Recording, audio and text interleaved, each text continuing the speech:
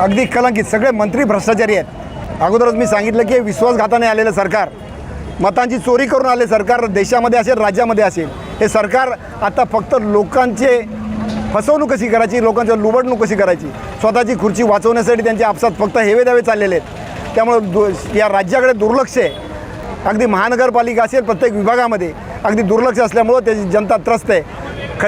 खड्डेमय रस्ते, पाणी नाही, साफसफाईचा बोजवारा, गुन्हेगारीचं साम्राज्य, नशेचा व्यापार, डान्स बारचं साम्राज्य, त्यामुळं लोक हैराण आहेत। आणि या सरकारमध्ये मंत्री म्हणजे फक्त भ्रष्टाचारीची पिलावळ आलेले आहेत। त्यामुळे आम्ही त्याचा निषेध करतो। हे सरकारच नालायक आहे। सर्व भ्रष्ट मंत्र्यांनी राजीनामा दिले पाहिजेत, ही आमची मागणी आहे। कारण जर जोपर्यंत राजीनामा घेत नाही तोपर्यंत हे सरकार व्यवस्थित चालणार नाही।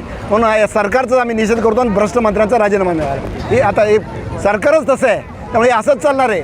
त्यांना काही सोयीसुद्धा नाही, प्रोटोकॉल, मर्यादा या सर्वांचं उल्लंघन या सरकारने केलेलं आहे। त्यामुळे कुठली मर्यादा पाळली जात नाही। अशा प्रकारची अराजकता या राज्यामध्ये टाळायची असेल तर या सरकारला घालावंच लागेल। भ्रष्ट मंत्र्यांचा राजीनामा घेतला पाहिजे।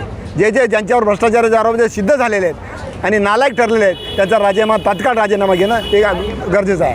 ही आमची मागणी आहे।